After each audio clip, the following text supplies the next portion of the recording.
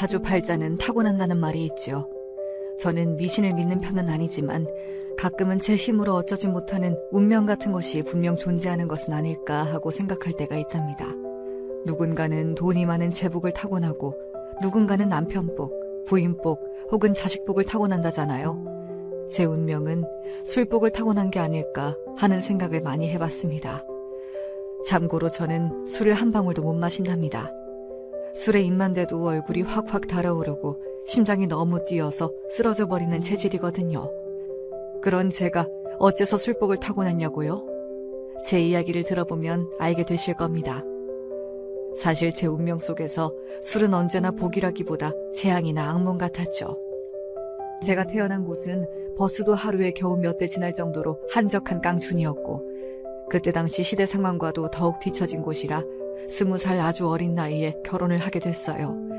지금 생각해보면 20살이 뭘 알고 결혼을 했겠나 싶지만 여자가 결혼해서 살림 안 하고 일하는 것이 되려 이상한 세상이었으니까요. 당시 동네 아이들은 중학교까지 나와서 집안 농사일을 돕다 시집이나 가는 것이 일반적이었고 그나마 조금 사정이 나은 집 아이들은 저처럼 여자상업고등학교에 다녔어요. 학교가 꽤 멀어서 새벽에 버스를 타고 갔다가 밤이 되면 다시 막차를 타고 와야 했는데 버스 정류장 근처에 전빵이라고 부르는 구멍가게가 있었어요. 지금으로 치면 편의점 같은 곳이었는데 학교 끝나면 그곳에 들러 다 같이 강냉이를 씹으며 수다를 떠는 게 낙이었죠. 그런 저희 옆에는 항상 편의점에서 맥주 한잔 하듯 전빵에서 가볍게 고프, 그러니까 잔술을 마시는 동네 젊은 총각들이 있었어요. 우리는 낄낄거리며 누가 잘생겼니 못생겼니 하며 농담을 했는데 그중 한 남자가 제 남편이 될 줄은 몰랐답니다. 남편은 저보다 3살 많은 동네 한량 오빠였어요. 매일같이 동네 전방에 죽치고 앉아있다가 제가 학교 끝나고 집으로 돌아오는 버스에서 내리면 졸졸 따라다니며 첫눈에 반했다는 둥, 하늘의 별도 따다주겠다는 둥 온갖 가머니설로 꼬시더군요. 그 바람에 연애하게 되었고 당시 연애는 곧 결혼이나 다름없었기에 빠르게 결혼식까지 올리게 되었어요. 사실 지금에 와서야 생각해보면 거기 죽치고 앉아 집에 가는 여자애들에게 다 그렇게 떡밥을 던졌겠죠. 그 떡밥을 어리석게도 덥석 물어버린 건 저였고요. 그렇게 남편과 만나 가정을 꾸렸어요. 시부모님은 제법 규모가 있는 양계장을 하고 있었고 남편도 별다른 직업 없이 양계장을 돕고 있었죠. 물론 제가 한량이라고 소개했던 것처럼 남편은 일은 대충 하고 놀고 먹기 바빴어요. 시부모님은 하루 걸러 네 남편 닭사료 안 주고 어딜 갔냐며 분통을 터뜨리셨고 저는 친구들과 읍내에서 술을 마시고 있는 남편의 목덜미를 잡아 끌고 오곤 했죠. 술과의 악연, 그것이 시작이었어요. 저는 시댁에 들어가 살면서 시부모님에 더해 아직 장가를 못 간 시아주버님까지 모시고 살았어요. 새벽부터 밤까지 말 그대로 시집살이 제대로 했고요. 삼시세끼에 새참까지 직접 만들어야 되고 시부모님의 남편 형제의 우리 아이들 뒷바라지까지 다 제 몫이었죠. 그래도 시집살이 안 하는 집이 드물었던 시절이었던 만큼 시부모님이 절 예뻐해 주시고 딸처럼 생각해 주셔서 감사하다 여기며 고단함을 달랬어요. 남편의 집은 양계장 말고도 논밭을 제법 가지고 있었는데 벼농사가 고된 건 다들 아시잖아요. 일이 힘들어서인지 농사일 하시는 분들 대부분은 술을 일상적으로 마시는 분위기였고 남편의 집안도 그랬어요. 일하면서 새참 시간마다 막걸리를 꼭 마셔야 되고 저녁에는 반주를 꼭 마셔야 되는 집안 분위기가 있었죠. 지금이야 술 마시고 담배 피는 것을 눈치 봐야 하는 시대지만 그때는 버스나 영화관에서도 담배를 피우던 때였으니 전혀 이상할 일이 아니었어요. 오히려 술, 담배를 잘할수록 남자답다고 생각하는 때였으니까요. 맨날 농땡이 치고 코빼기도 보이지 않는 남편은 일이 다 끝나고 저녁쯤 되어서야 집으로 기어 들어왔어요. 제정신으로 들어올 때가 드물었고 늘 고주망태 상태였죠. 매일 단골 술집에 있는 것을 잡으러 가니까 나중에는 친구 집, 이웃 동네, 심지어 뒷산에까지 가서 술을 먹고 앉아있더라니까요.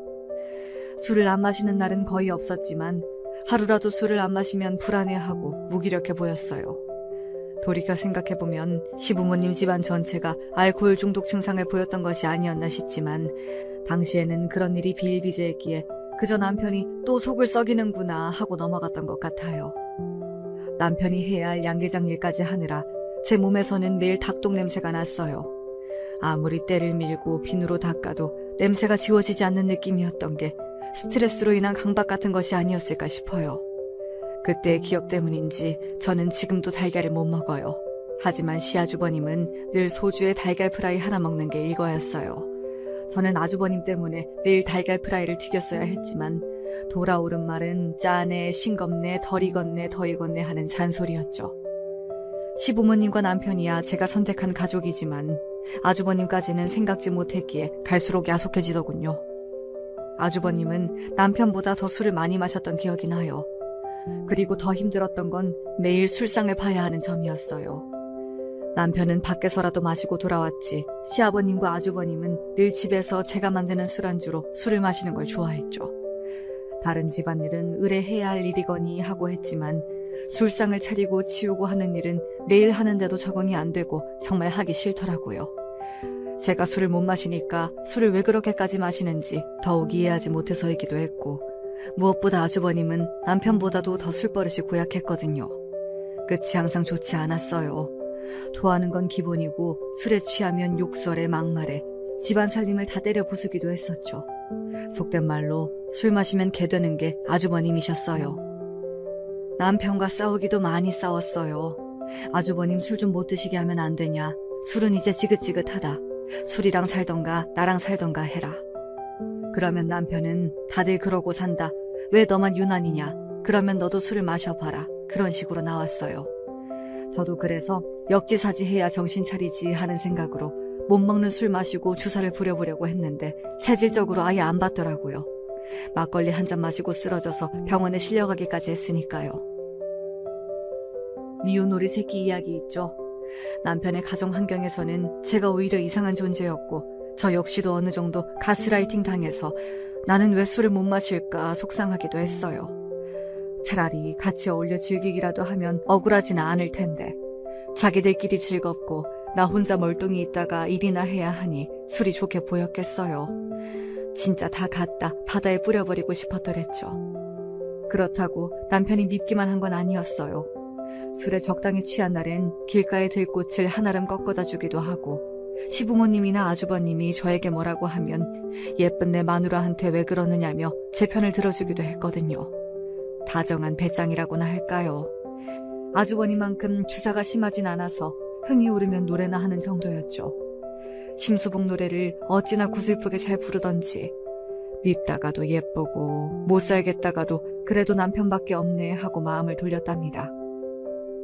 남편에게 물어본 적도 있어요. 왜 그렇게까지 술을 마시고 집에 안 들어오는 거냐고. 남편은 어릴 때부터 해왔던 양계장 일이 너무 싫었대요.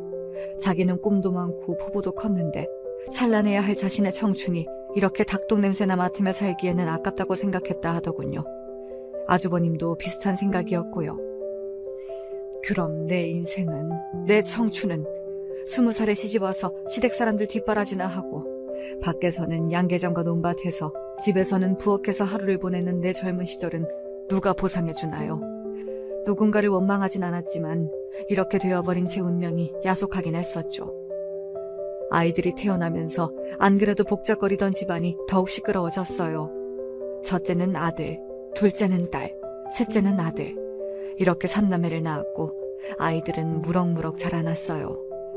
아이들이 커가면서 저는 시댁에서 분가하기를 더욱 절실히 원하게 되었어요. 시골 깡촌이라 아이들 교육 여건도 좋지 않았고 아이들이 시대에서 뒤처진 시댁 어르신들 분위기 속에서 자라기를 원치 않았어요. 학교는 국민학교만 나와도 된다. 얼른 농사일이나 배워라 하는 옛날 어르신들 생각들. 그리고 매일 술 마시는 분위기까지 아이들이 닮지 않기를 바랐죠. 불행히도 아주버님이 이른 나이에 운명을 달리하시게 되었어요. 원인은 역시 그놈의 술이었죠. 읍내에서 동창회가 있다고 저녁에 나가신 이후 이틀이 지나도 돌아오지 않으셔서 가족들 모두 뭔 일이 생겼구나 하고 발칵 뒤집혔어요. 사방으로 찾아도 보이지 않았고 수소문 끝에 마지막 동선을 파악하게 되었죠. 초반에 말씀드렸죠. 버스가 잘 다니지 않는 깡촌이라고. 아주버님은 동창들과 늦게까지 술을 마시다 버스가 끊겨버려서 집까지 걸어가겠다고 하셨대요. 읍내에서 집으로 가는 길에 저수지가 하나 있는데 술에 많이 취해서 저수지 쪽으로 간 게 마지막 모습이라는 것을 알아냈죠. 경찰들의 수색 끝에 저수지 바닥에서 아주버님의 시신을 발견하게 되었어요. 무엇 때문에 저수지로 들어간 건지, 실족인지 술에 취해 목욕이라도 하시려던 건지. 당시에는 지금처럼 CCTV 같은 것도 없었기 때문에 아직까지도 직접적인 원인은 알 수 없지만 가족들과 동네 사람들 모두 입을 모아 얘기했죠. 그놈의 술이 문제였다고. 결국 술이 아주버님을 잡아먹었다고. 젊은 나이에 결혼도 못하고 유명을 달리한 아주버님의 장례식은 말 그대로 초상집 분위기였어요. 시어머니는 술 때문에 아들을 잃었다며 장례식장에 있는 술병을 다 깨버리셨고 아무도 술 한 잔 입에 댈 수 없었죠. 조문객도 동네 사람들 외에는 많지 않았는데 그중 제 고등학교 동창들이 소식을 듣고 한달음에 와주었어요. 생각해보니 결혼하고서 오랜만에 만남이었더군요. 여자 상고를 졸업하고 그 길로 취직하면 회사의 경리나 회계 쪽으로 취직하게 되거든요. 그중 저와 가장 친했던 친구 한 명이 졸업 후 서울로 올라가서 나름 좋은 회사에 취직했다고 하더라고요. 회사에서 만난 사람과 결혼도 하고 아이에게 피아노, 발레 이런 고급스러운 것들을 가르치며 예쁘게 키우고 있더군요. 우리 아이들은 개구리나 도롱뇽 잡으러 다니고 이른 나이에 농사일도 돕고 그렇게 살고 있었는데 지금이야 숲 어린이집이며 숲 체험이며 더 비싼 돈 주고 자연 체험을 시키지만 그때 저희 동네에 천혜의 자연 말고는 공부방이나 보습학원 정도도 찾아볼 수 없는 상황이었죠. 아주버님 말처럼 저희 아이들까지도 나와 남편처럼 이 동네를 떠나지 못하고 정말 양계장이나 하며 살게 되지 않을까 하는 두려움이 엄습했어요. 같은 고등학교를 나왔지만 나와 전혀 다른 삶을 살게 된 친구의 얘기를 듣고서 정말 아차 싶었습니다. 아주버님의 초상을 치르고 집안 분위기는 완전히 달라졌어요. 허무한 일로 장남을 잃은 시부모님은 삶의 의욕을 잃었고 더 이상 예전처럼 적극적으로 일하시지 않으셨죠. 술 때문에 아들을 잃었으니 술을 쳐다도 보기 싫을 법도 한데 시아버님은 슬픔을 잊기 위해 오히려 더 많은 술을 드셨어요. 그나마 남편이 정신을 차리고 장남의 역할을 하기 시작했지만 도저히 저희들만의 힘으로 상황을 유지하기 어려웠죠. 그래서 양계장만 남겨놓고 논밭은 전부 팔아버렸어요. 저는 계속 남편에게 서울로 가자고 하고 싶었지만 장남을 잃은 시부모님을 놓고 떠날 수 없기에 말도 못 꺼내고 있었어요.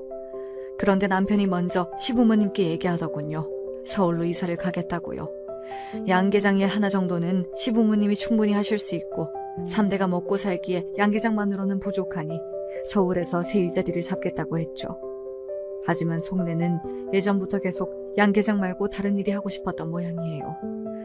오히려 지금 벗어나지 못하면 평생 양계장에 매여 살 것 같다고 나중에서야 저에게 말하더군요.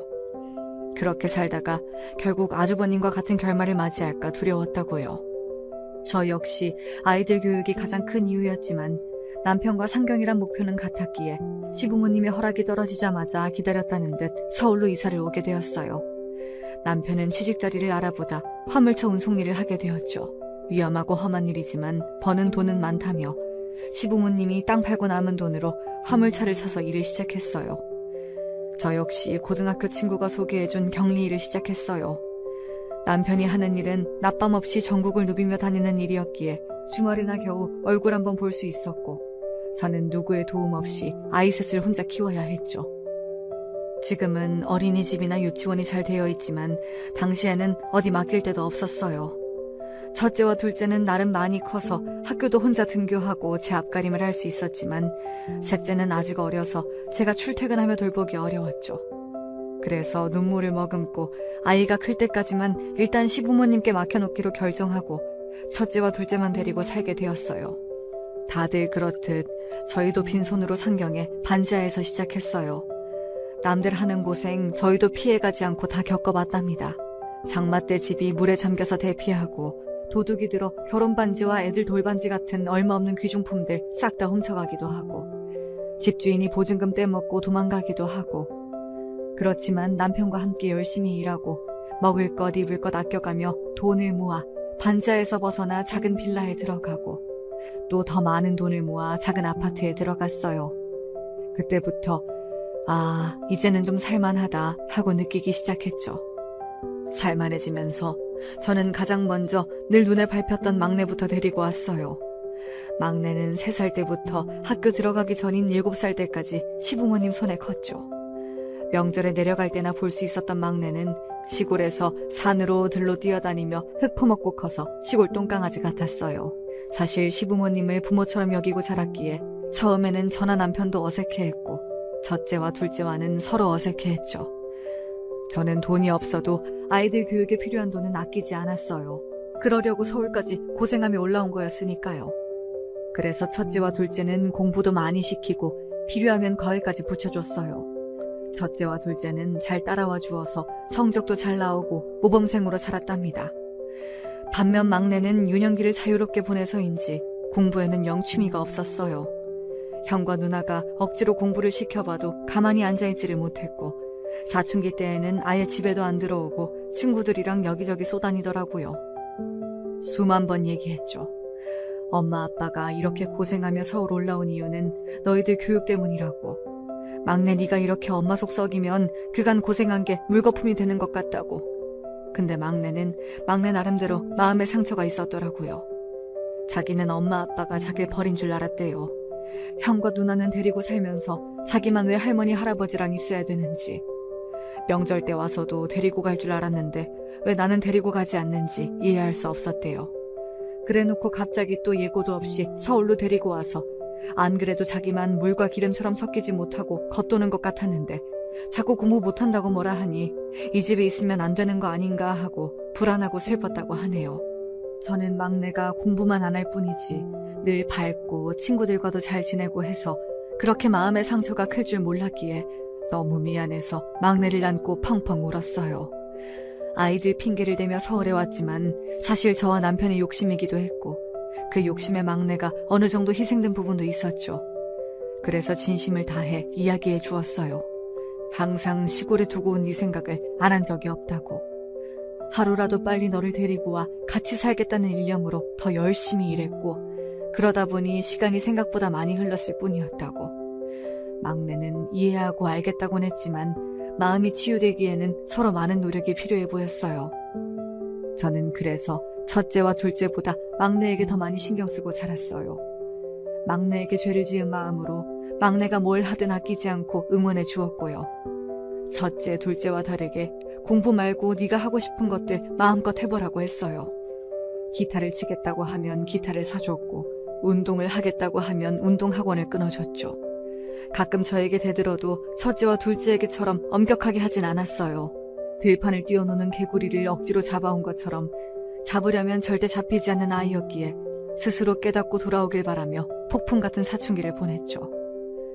첫째와 둘째는 또 나름 막내를 편애하는 저에게 불만이 있었던 모양이지만 그래도 사정을 알았기에 이해해 주었어요.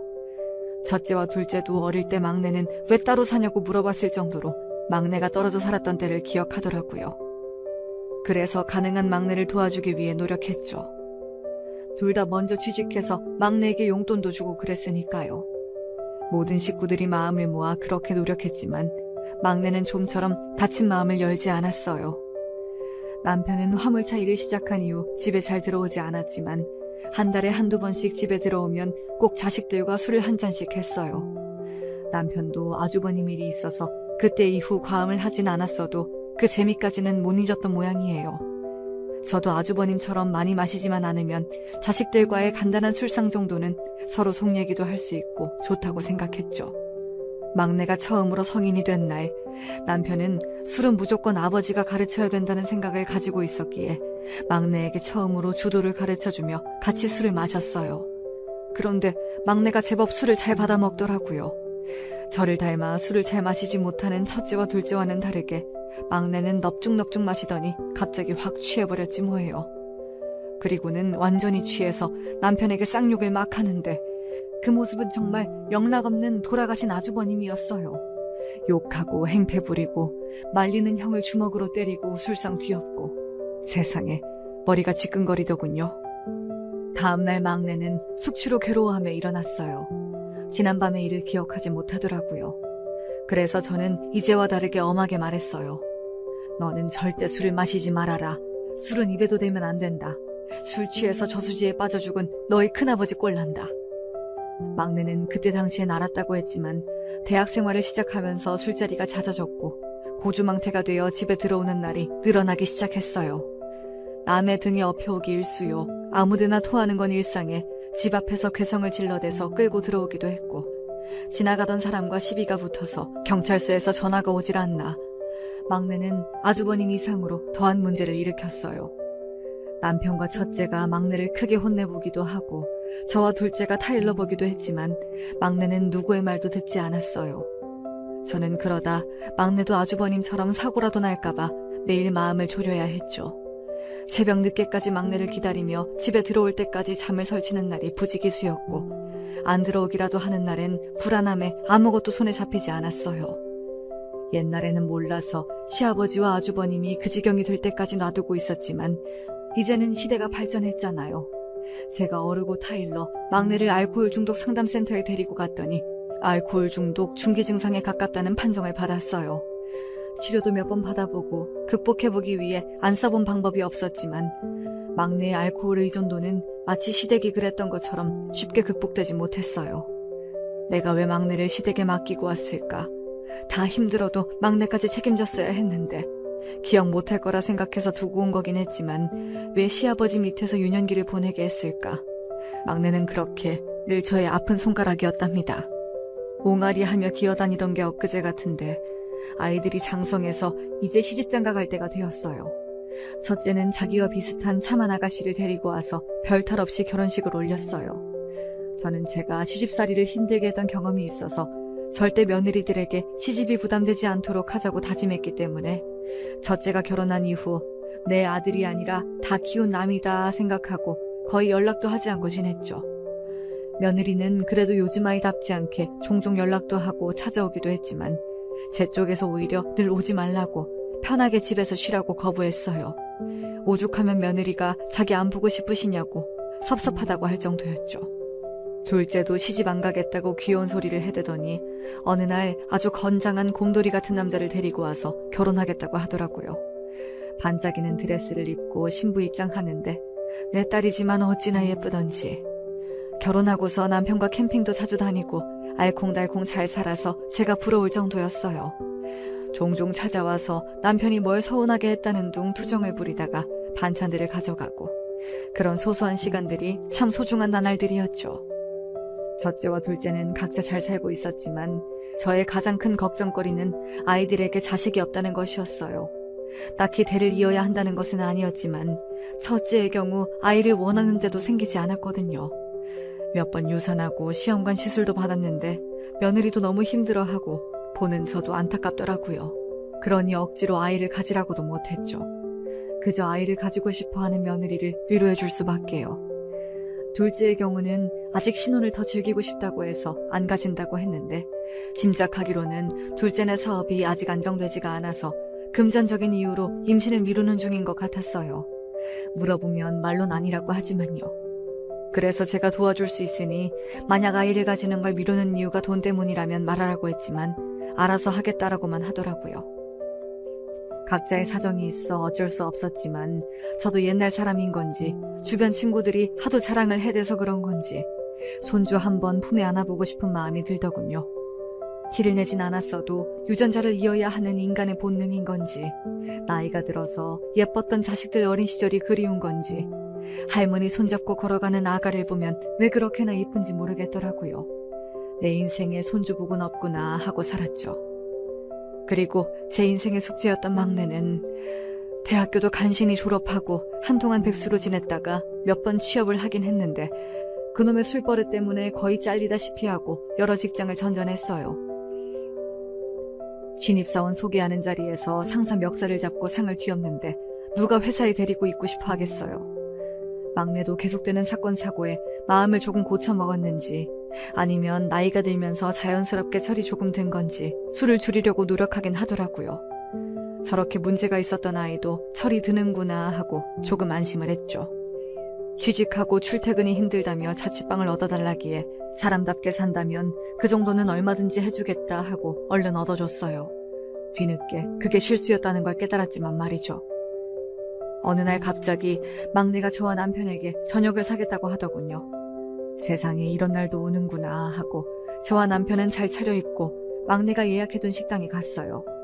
어느 고급스러운 식당에는 막내뿐 아니라 웬 여자가 앉아있더군요. 누구냐고 물어보나마나 막내가 결혼하고 싶은 여자라고 소개했어요. 회사에서 사내 커플로 만났는데 제가 얻어준 방에서 동거한 지 꽤 되었다고요. 저는 만약 결혼 생각이 있는 여자를 소개하는 자리라면 미리 귀띔하고 언지를 줬어야 했던 거다 하고 아직 철없어 보이는 두 남녀를 꾸짖었어요. 여자아이는 어머님, 제가 상식이 없어서 잘 몰랐어요. 근데 미리 말하면 저 따로 부르실까봐 그랬어요 하고 생글생글 웃으며 대꾸하더군요. 그 말인즉슨 따로 부르지 마라 하는 경고 아니겠어요. 이 아이 보통이 아니구나 했어요. 남편은 눈치 없이 또 술을 시키지 뭐해요. 이런 날에는 술을 마셔야 된다면서요. 저는 남편도 그렇고 막내도 그렇고 술 마시면 또 중요한 자리에서 주사를 부릴까봐 시키지 말라고 했는데 여자애가 뭘 아는지 모르는지 냉큼 손을 번쩍 들며 술을 시키더군요. 그래서 딱 한 병만 반주로 시키라고 했죠. 셋이 술을 따르고 잔을 부딪히더니 순식간에 병이 비워졌어요. 남편과 막내야 익히 알고 있었지만 여자아이도 술을 정말 잘 마시더라고요. 넷이 있는데 셋이 술로 쿵짝이 잘 맞으니 술이 너무 빨리 없어지더군요. 3병, 4병. 너무 과하다 싶어서 이제 그만 시키라고 하자 갑자기 여자아이가 소리를 꽥 지르지 뭐해요. 아줌마가 뭔데 왜 술을 마셔라 말아야! 신나서 술을 마시던 남편과 막내도 여자아이의 추태에 놀라 정지하더군요. 남편은 도끼 눈을 뜨며 어디서 지금 아줌마야! 하고 화를 냈고 막내도 이건 아니다 싶었는지 여자아이 입을 막으며 끌고 나갔어요. 저는 기가 막혀서 자리를 박차고 나갔고 며칠 동안 화가 가라앉지를 않았어요.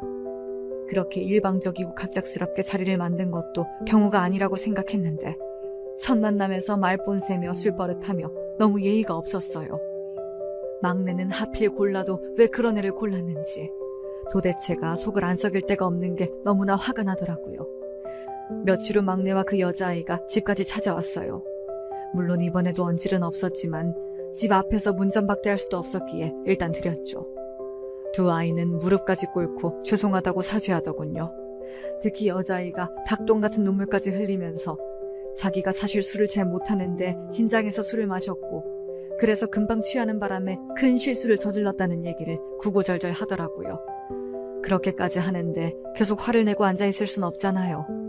그리고 술을 잘 못한다는 얘기가 그나마 조금은 마음에 들었고요.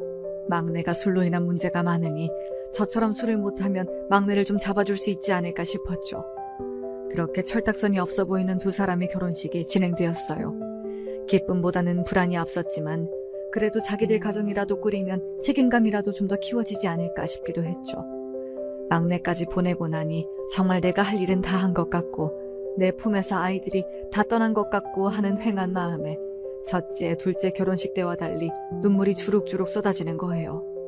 특히 키우면서 많이 미안했고 또 마음고생했던 막내였기에 혼조 화장도 다 지워질 정도로 울어버렸어요. 막내는 제가 해줬던 원룸에서 신혼살림을 차리겠다고 했어요. 저는 조금 더 돈을 보태줄 테니 좀 더 넓은 평수에서 살라고 했지만 이사도 귀찮고 괜찮다고 하더군요. 그래서 그러라고 하고 넘어갔는데 결혼식 이후 신혼여행을 다녀와서 두 사람 다 정말 전화 한 통 없는 거예요. 뭔 일이라도 났나 싶어 마음 졸이다가 막내에게 전화를 걸었어요. 막내는 전화도 받지 않더군요. 아무리 해도 연락이 안 되니 망설이다가 며느리에게 전화했더니 역시나 감감무소식이었죠. 그러면 안 되는 걸 알지만 저는 혹시나 막내가 아주버님처럼 술 먹다 사고가 나서 연락이 안 되는 그런 비극적인 상상을 하며 급히 막내의 집으로 달려갔어요. 벨소리를 누르니 한참 후에야 막내가 역시나 고주망태가 되어 나오더라고요. 기가 막혀서 또 술 마셨니? 하고 물었더니 저 안쪽에서 내가 술을 마시던 말던 무슨 상관이야 하는 새된 목소리가 새어나왔어요. 며느리 목소리였죠. 저는 화가 나서 막내를 밀치고 집 안으로 들어갔어요. 집은 개판이 따로 없더군요. 언제 청소했는지 모를 먼지 가득한 바닥과 언제 설거지했는지 모를 곰팡이 쓴 싱크대, 쓰레기장을 방불케 하는 거실에 가장 화가 나는 부분은 수많은 빈 술병들이었어요. 언제부터 마셨기에 저렇게까지 쌓여있는 건지 뒷골이 뻐근하게 땡기더라고요. 이래서 이사하기 귀찮다는 얘기가 나온 거구나 깨달았죠. 저는 일단 팔을 걷어붙이고 집을 싹 청소하기 시작했어요. 두 사람은 술에 취해서 제가 청소를 해도 잠자기 바빴고 한 3시간 정도 청소를 하자 그나마 집이 사람 사는 꼴로 보일 정도는 되었어요. 청소가 끝나고 저는 막내와 며느리를 깨웠어요. 술이 조금 깼는지 절 보고 화들짝 놀라더군요. 도대체 이게 사람 사는 꼴이냐? 어떻게 이 지경이 되도록 술을 마시고 살아? 오늘부로 술을 못 끊으면 너희들과 내 연을 끊을 것이다. 저는 일가라고서 자리에서 일어났어요. 근데 그런 채 뒤통수에 대고 며느리가 대꾸를 했죠. 어머니, 아무리 시자라지만 이렇게 불쑥 남의 신혼집에 들어오시는 건 어머님이 말씀하신 예의가 아니지 않나요? 신혼 초부터 이러시면 곤란해요. 저는 너무 큰 충격을 받아서 우두커니 서서는 두 아이를 바라만 봤어요. 막내가 눈치를 보다가 저를 끌고 집 밖으로 나갔죠. 엄마, 아무리 그래도 이렇게 불쑥 찾아오는 건 아닌 것 같아요. 제가 나중에 연락드릴 테니까 당분간 연락하지 마세요. 저는 아주버님 일도 있고 해서 걱정되어 한따름에 달려갔고 그래도 용서해보려고 청소까지 해줬는데 아이들에게 먼저 연락한 것이 그렇게 큰 죄였을까요? 그게 시자라고 불릴 만한 일이었을까요? 자기들이 해야 할 일은 안 하고 자기 권리만 내세우고 이게 무슨 경우일까요? 사람은 참으로 변하지 않는구나. 막내가 절이 된 데에는 시댁에 너무 어린 시절 놓고 온 것 때문이라고 여겨 죄책감을 가졌던 것이었는데 지금 보니 그냥 타고난 천성이었구나. 내가 죄책감을 갖지 않아도 되는 거구나 하면서 더 이상 대꾸하지 않고 집으로 갔어요. 그렇게 막내와의 연락은 끊고 지냈어요. 제가 먼저 하면 또 시자 어쩌고 하면서 트집 잡을 것 같고 저도 다 커서 가정까지 꾸린 아이들을 돌보며 살 필요는 없었으니까요. 자기들이 어느 날 정신 차리고 살기를 바랄밖에요. 막내는 제가 그렇게 불쑥 찾아갔던 것 때문인지 뭔진 모르겠지만 금방 그 집을 팔고 이사를 갔더라고요. 그런데 이사간 집의 주소도 안 알려주더라고요. 제가 찾아올까봐 며느리가 그러라고 시킨 건가 싶기도 했지만 이젠 아무래도 상관없었어요. 그래 잘 살아라 하고 더 이상 마음 쓰지 않았어요. 간혹 막내에게서 잘 지내고 있다고 안부 연락만 올 뿐 명절에조차 오지 않았지만 이젠 내 자식이 아니라 며느리 남편이다 생각하기로 했죠. 가끔은 속상하기도 했지만 무소식이 희소식이다 하고 마음 돌리면서 시간을 보냈어요. 다 큰 애들 언제까지 걱정하고 살 수 없는 거고 이제부터는 자기 앞가림 자기가 해야죠. 가족이라도 다 마음 맞는 것도 아니고 다 예쁠 수 없잖아요. 막내의 경우처럼 어쩌면 남보다 더 많은 상처를 줄 수 있는 게 가족이더라고요. 그렇게 세월이 흘러갔어요. 첫째와 둘째는 평범하게 잘 살았고 막내는 여전히 연락이 거의 없었지만 그래도 지들 나름 잘 살고 있는 모양이었죠. 손주가 없어서 조금 걱정했던 때도 있었지만 노력해도 되지 않는 일들은 세상에 많으니 이 또한 운명이다 하며 받아들였어요. 자신들이 더 힘들 텐데 저까지 스트레스 받게 하면 안 되잖아요. 첫째와 둘째의 경우를 봐서도 그렇고 확실히 임신이 잘 안 되는 세대인 것 같기도 하더라고요. 남편은 저와 같이 늙어갔어요. 화물차 일은 잘 되는 편이었지만 나이가 들어 그만뒀고 저와 남편이 그동안 모은 돈으로 서울 쪽에 작은 건물 몇 개를 사뒀어요. 나이 들어서 할 게 없어지면 세나 받으면서 살려고 했던 거였는데 그 건물들 가격이 다 천정부지로 뛰어서 저희는 뜻밖의 노년을 걱정하지 않아도 될 정도의 부자가 되었어요. 그걸로 첫째, 둘째 결혼도 시킨 거였죠. 그러다가 남편과 건물 청소를 하며 건물 관리나 하고 살던 중 셋째를 결혼시켰고 건물을 사고 팔면서 꽤 많은 이익을 남겼답니다. 남들이 보기에는 건물 청소부들 같겠지만요.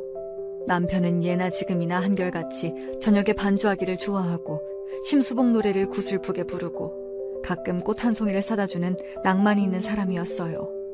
오래전 뭣도 모르는 때에 결혼해서 많은 일들이 있었지만 그래도 같이 으쌰으쌰하며 지금까지 성실하게 살아왔고 술과 관련된 나쁜 기억도 있지만 좋은 기억도 많이 있었죠. 남편 쉬는 날 아이들과 다 같이 바닷가에 간 기억이라던가 반지하에 물이 차서 함께 물을 퍼나르던 기억, 5 식구 둘러앉아 제가 한 김치찌개에 밥을 먹었던 기억 같은 그런 행복했던 순간들로 남편과 평생을 살아왔던 것 같아요. 남편과 어느 날 오랜만에 고향집을 찾아갔어요. 시부모님은 예전에 돌아가셨었고 양계장은 이제 전부 자동화 시스템으로 관리되고 있어 직원들을 두고 운영하고 있었죠. 이제 저희도 나이가 많아서 양계장은 팔기로 했고 마지막으로 보러 간 거였어요. 양계장마저 사라지면 정말 저희의 신혼 시절이 사라지는 것이었거든요. 우리는 예전 전방이 있던 자리도 가보고 시부모님과 아주버님 산소도 가보고 아이들이 놀던 개울가도 가보면서 추억을 되새김질했어요. 그때는 이 총구석이 그렇게도 지긋지긋했는데 어떻게든 서울로 가자고 그랬는데 지금 와서 보니까 많이 바뀌었더군요. 세월을 맞은 건 저희뿐만이 아니었어요.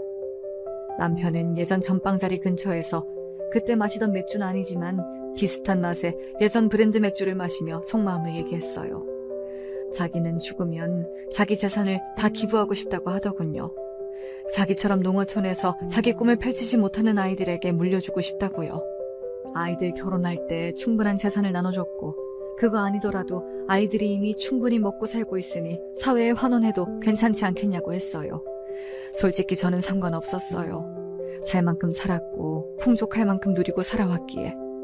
그리고 저 역시 이른 나이에 시집와서 내 꿈이 무엇인지도 모른 채 살아왔기 때문에 남편의 말에 크게 공감이 되었죠. 저는 그래도 아이들에게 물어보고 결정하자 했고 감사하게도 첫째와 둘째는 흔쾌히 부모님 재산이니 부모님이 알아서 하셔라 하더라고요. 막내한테도 얘기할까 하다가 솔직한 말로 자기들이 염치가 있으면 우리 재산에 대해 왈가왈부하진 않겠지 하고 따로 연락하지 않았어요.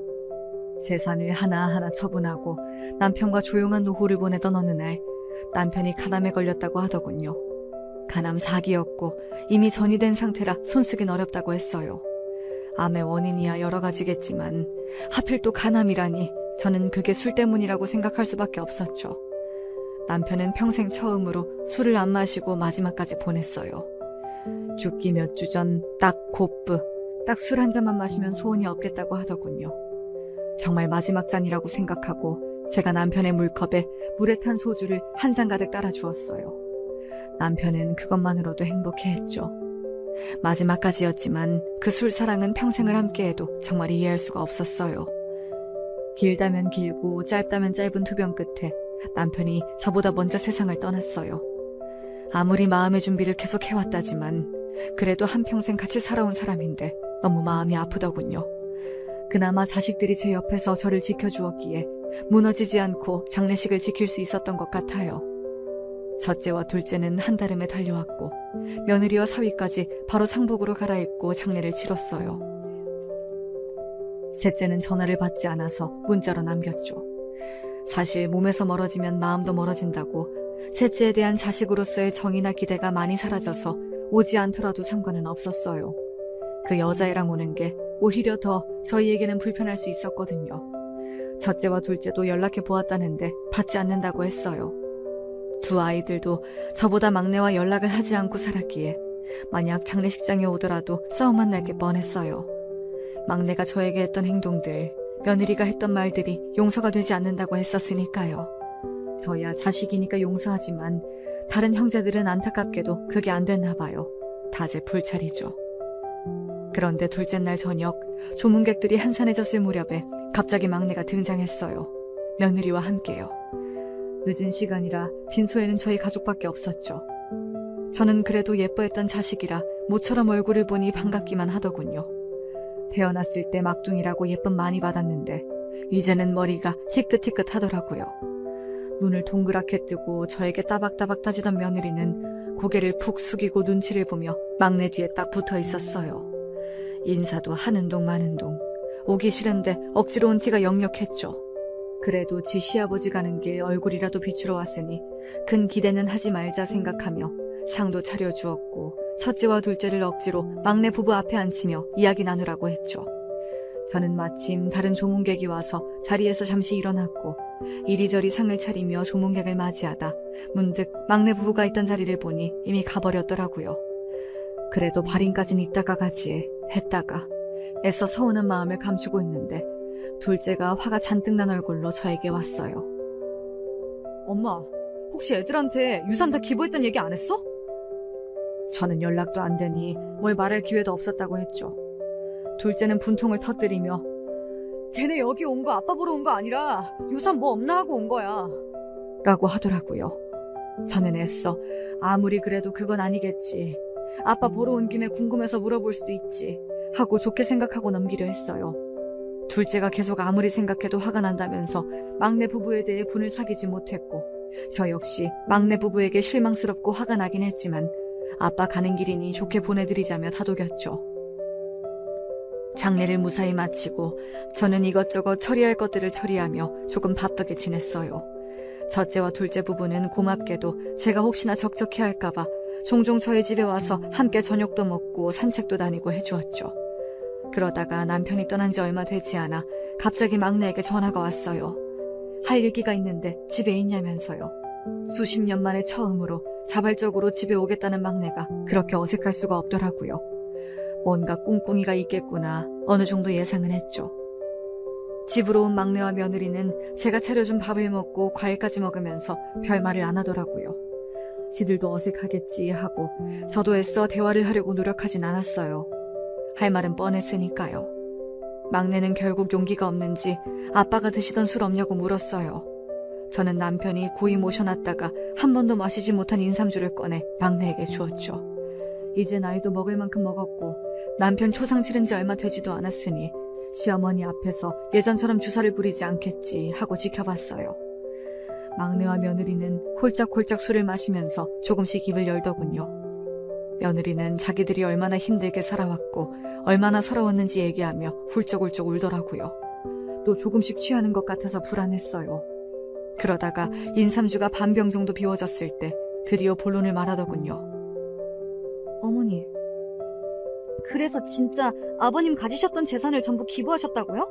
하나도 남김없이? 아주버님이랑 친우는 결혼할 때 집도 해주셨다면서요. 저희는 안 해주셨잖아요. 난 분명히 해주겠다고 했는데 니네가 그 집에서 계속 살겠다고 했고 연락을 끊은 것도 너희였지 않니? 그때 못 받은 거 그럼 지금이라도 주세요. 무슨 떼인 돈 받으러 온 사람도 아니고 갑자기 찾아와서 돈을 달라니 기가 막힌 상황에 손이 벌벌 떨리더라고요. 그래도 정신을 차리자 생각하고 단호하게 말했어요. 말했듯이 이건 남편의 유언이다. 우린 이제 남은 재산 다 사회에 기부하고 가진 건 없다. 그러므로 너희에게 줄 것도 없다. 막내는 한숨을 푹푹 쉬며 연거푸 술잔을 들이켰고 며느리는 딱 봐도 속이 부글부글 끓는 얼굴로 계속 술을 마시더니 저를 살벌하게 노려보더라고요. 아씨, 짜증나. 너 지금 뭐라고 했니? 짜증난다고요. 저는 애써 화를 가라앉히며 며느리를 노려보았어요. 뭐가 그렇게 짜증이 나는데? 이래서 노인들은 빨리빨리 죽어야 한다니까? 사회에서 일을 할 수도 없고 나라에서 나오는 세금만 축 내고 그나마 재산이라도 모아놔서 자식들한테 물려주던가. 근데 지금 그것도 없다는 거죠? 그쵸? 어머니도 짐이니까 그냥 빨리 죽어버려요. 제 평생 그렇게 심한 말을 면전에서 들어본 적이 있었나 싶어요. 몸이 부들부들 떨리고 눈앞이 깜깜해지고 귀에서 이명이 들리더군요.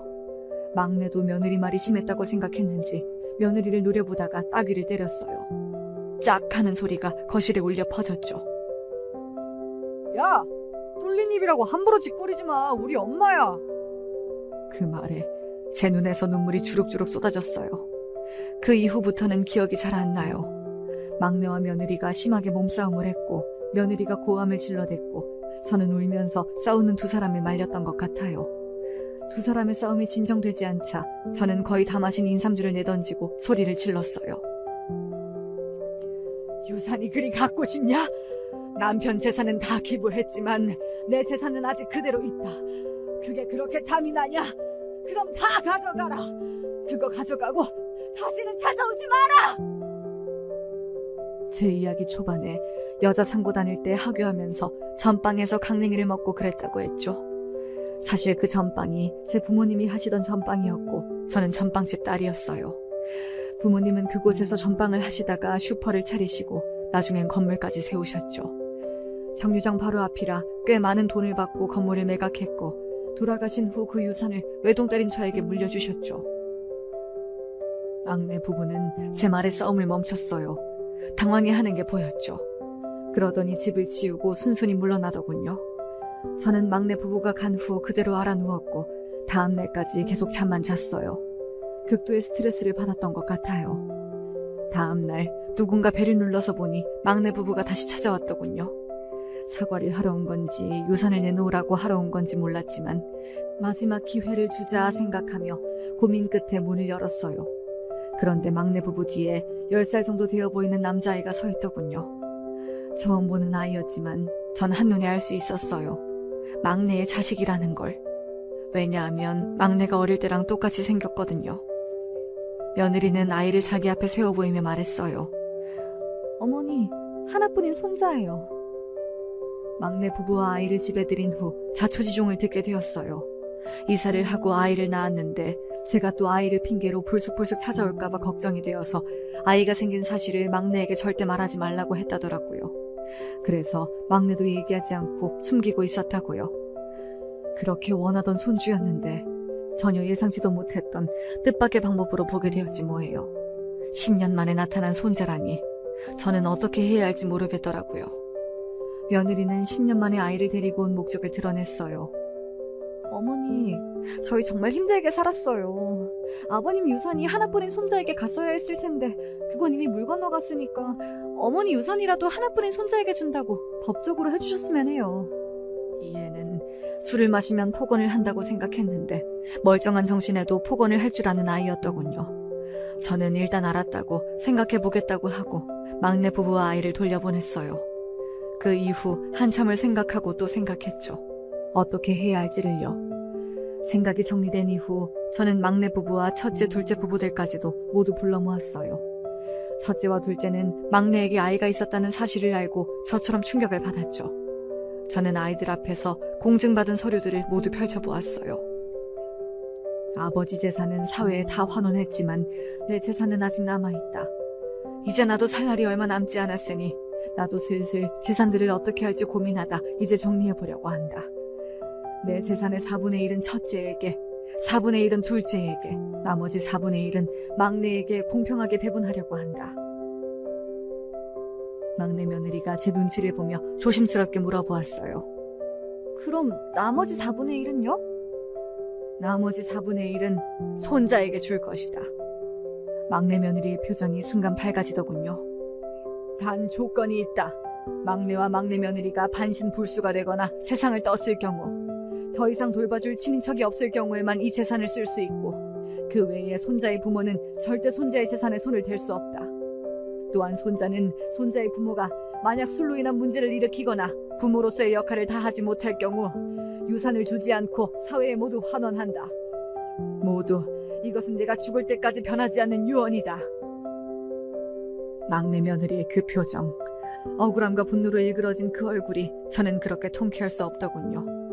아직 애뜬 얼굴의 손자는 무슨 일인지 알지도 못하는 표정이었어요. 막내 며느리는 불안을 숨기지 못하고 계속 궁시렁거렸지만 첫째와 둘째가 싸늘하게 노려보는 분위기 속에서 별말 안 하고 돌아갔어요. 저는 손자를 자주 보고 싶었지만 며느리가 있는 한은 그럴 수 없을 걸 알았죠. 다만 제 유산을 걸고 한 저의 협박 아닌 협박이 먹히기를 바랄 밖에 없었어요. 제발 부모로서 아이만은 바르게 키우기를 바랄 뿐이었습니다. 몇 년 후 예상하셨겠지만 막내는 며느리와 이혼하고 저희 집으로 들어왔어요. 막내 며느리는 술로 인해 사건 사고를 일으킨 전적이 많아서 양육권도 막내가 가져올 수 있었죠. 의외로 막내는 자기 와이프가 술로 인해 매번 사고를 치는 모습을 보고 거울 치료받듯 술을 끊게 되었다더군요. 제가 술복이 타고났다는 것은 이런 이유였어요. 물론 술이 제 평생을 괴롭힌 것은 맞지만 술로 인해 남편을 만나게 되었고 술 때문에 막내도 결국 정신을 차리고 제 품으로 들어오게 되었으니까요. 그것도 하나뿐인 손자를 데리고 말이죠. 무엇이든 나쁘게 생각하면 한도 끝도 없이 나쁘지만 좋게 생각하는 게 이 나이에는 좋겠더라고요. 제 인생도 돌이켜보면 복을 많이 받은 인생이었어요. 남편 복, 자식 복, 손주 복도 이만하면 타고났죠. 그래서 저는 술복도 타고났다 하고 생각하고 남은 인생 살려 합니다.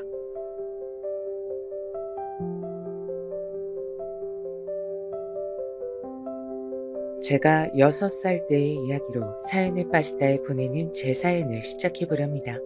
그때 제 여동생이 태어났습니다. 기억 속에 아주 어렴풋이 남아있던 갓난아기였던 어린 여동생의 손가락이 무척이나 작았어요. 그 작은 몸이 움직이고 눈을 떠서 저를 쳐다본다는 사실이 굉장히 신기했고 또 감동이었던 기억이 납니다. 여동생을 신기해하는 저를 향해 아버지께선 인자한 미소를 지어주시며 제 머리를 쓰다듬어 주셨어요. 우리 문철이가 외동이라서 심심하고 외롭다고 동생 만들어달라고 떼를 쓰고 울어댔던 걸 생각하면 정말로 이렇게 동생이 생긴 것이 다행이란 생각이 드는구나. 솔직히 저는 그랬던 기억이 나질 않습니다. 기억도 나지 않는 더 어렸던 시기에 제가 부모님께 동생을 만들어달라고 무척이나 졸은 전적이 있던 모양이었죠. 한 동네에서 올려놀았던 또래 친구들 중에서 외동은 없었기 때문에 아마 제가 동생을 가지고 싶어 했던 건 진짜 배기 마음이었을 겁니다. 사람 사는 냄새가 물씬 풍기는 동네였다고 전 그렇게 그곳을 평가합니다. 그 동네에서 가장 높은 지점에 오르면 저기 멀리 아파트가 보였어요. 아파트를 보면서 친구들과 이런저런 의견을 나누기도 했었죠. 그 어린 녀석들이 뭘 안다고 아파트에 대해 논했던 것인지 지금에 와선 의문입니다. 무슨 의견들을 내놨던 것인지까진 기억이 안 나는데 심각한 얼굴들을 하고서 매번 떠들었던 기억만은 확실하게 나네요. 그런 저희들을 동네 어른들께선 귀엽다는 듯 바라보셨어요. 하지만 동네 어른들께서 직접 아파트를 바라보실 적엔 대단히 복잡 미묘한 눈빛을 하고 계셨죠. 그 점을 두고 어느 날 동네 친구 한 명은 이렇게 말했습니다. 아무래도 어른들은 아파트를 싫어하는 것 같아. 저희들은 다 동의하면서 와하하 웃었지만 진실은 그게 아니었겠죠. 저를 포함한 모든 녀석들이 자라는 동안에 스스로 깨달았을 겁니다. 동네 어른들께선 아파트를 싫어하신 게 아니라 바라보기만 해도 여러 생각이 드셨던 것뿐이라는 사실을요. 시야에서 아파트가 보였지만 그곳은 도달할 수 없는 영역이었습니다. 집집마다 대문을 쉬이 열어놓고 살았던 동네. 그 때문에 어느 집에 누가 사는지 다 알았습니다. 여동생은 사람의 품에서 떨어지기만 하면 미친 듯이 우는 아이였어요. 2살 배기 주제에 목청이 얼마나 좋았던지 한번 시끄럽게 울기 시작하면 집에서 멀리 떨어진 곳에서도 다 들릴 정도였습니다. 그래서 저는 밖에서 놀던 와중에도 문희가 우나 보다 이렇게 알 수 있었고 친구들도 저를 향해 네 동생이 울고 있다고 말을 해댔습니다. 그런 날에 집으로 가보니 동네 아주머니들께서 무려 5분 정도나 모여 계셨는데 어머니를 향해서 이런저런 육아 방식을 알려주고 계셨어요. 문철이 낳고 키울 적엔 이렇게까지 시달려 본 적이 없었는데 아들보다 딸이 기세가 좋은가 봐요. 어머니께서 멋쩍은 미소를 지으며 그렇게 말씀하셨을 때 제가 마침 낡은 대문을 넘은 참이었습니다. 너무 낡아서 똑바로 닫히지도 않는 대문, 그것은 오랜 세월의 풍파를 맞아 그리 되었다고 보더라도 어린아이의 신발이 그것보다 더 낡아 보인다는 것은 희한한 일이었습니다. 저는 대문을 넘은 제 발을 물끄러미 내려다보았죠. 원래 무슨 색이었을지 도저히 분간이 되지 않았던 신발은 온통 회색 빛이었습니다. 먹색으로 보이기도 했습니다. 작년에 이사를 간 상현이 형이 신던 신발이라고 나한테 물려줬던 건데 그때는 발에 커서 헐렁했던 기억이 나는데 지금은 딱 맞는구나. 그리고 무척이나 더러워졌어. 동네를 떠나간 상현이 형, 저보다 3살 위였던 것으로 기억을 하고 그 가족들은 묘하게 어깨에 힘을 주고 다녔던 것 같습니다. 동네 분들이 쑥덕거리기를 상현이네는 이곳을 자기네들이 살 곳이 아니라면서 잘난 척을 하는 것 같다고 하였었죠. 그러거나 말거나 저는 상현이 형이 저에게 비록 자기가 다 쓴 것이지만 낙서할 공간이 남은 공책을 주고 자기한텐 작아졌다 말하면서 모자나 신발 따위를 곧잘 주었기 때문에 그 형을 잘 따랐습니다. 야, 문철아, 난 다음 주면 드디어 이사 간다. 지겨우니 거지 동네 떠나게 됐다고 우리 아버지가 얼마나 콧노래 부르시는지 모른다. 이사를 가? 어디로? 그러면 난 이제 형을 못 보는 거야? 형 없으면 내가 심심한데. 너는 여기서 네 친구들 많잖아 임마. 꼭 너 같은 녀석들이 바글바글한데 심심하긴. 야, 문철아, 내가 가기 전에 연필 새거 하나 선물로 주고 갈게. 통 크게 베풀고 떠난다. 그걸로 공부라도 열심히 해서 이 다음에 훌륭한 사람이라도 돼보든지. 당연히 불가능하겠지만 내 말은 신용이라도 해보란 거야. 공부를 열심히 하면 훌륭한 사람이 될 수 있는 거야? 형, 훌륭한 사람은 어떤 사람이야? 말 그대로 훌륭하단 거야. 대단하고 멋진 사람 말이야. 그런 게 뭐야? 밥을 많이 먹고 일을 많이 하는 사람? 공부를 열심히 하면 그렇게 될 수 있어? 아이, 나는 도대체 네가 왜 이 동네에서 똑똑이 소리를 듣는지 모르겠다. 너 같은 애들은 여기에 똑같이 널렸고 특별하게 잘난 건 난데 말이야. 문철아, 내가 훌륭한 사람이 뭔지 정확하게 알려줄 테니까 잘 보고 잘 들어라. 너 저기 아파트 있는 거 알지? 맨날 봤지? 응, 저기 멀리 있는 아파트 구경하는 거 재밌어. 훌륭한 사람이란 저런 아파트 사는 걸 당연하게 생각하는 사람이야. 알아들었냐? 집에 가서 부모님한테 여쭤봐. 저는 그것을 부모님께 여쭤본다고 생각만 하고서 깜빡 잊었습니다. 상현이 형의 말 맞다나 제가 똑똑이가 아니었기 때문에 그랬나 봐요. 제가 그런 것을 잊고 사는 동안에 상현이 형에게서 물려받았던 신발은 낡아서 부스러져 가고 있었죠. 저의 집에 사는 수준을 그대로 대변하는 듯 했습니다. 문철이 왔네. 아이고, 근데 애가 신발이 저게 뭐야? 너덜너덜해서 저거 신고서 어디 뛰어다니기나 하겠어? 저를 발견하신 동네 아주머니 한 분이 그렇게 외치셨을 때 저는 황급히 시선을 올려 더 이상 신발을 바라보지 않았습니다. 그러나 어머니의 시선이 제 발치에 닿아 있었죠. 품속의 여동생을 토닥거리시던 손길이 잠시 멎었습니다. 당황하신 눈치였어요.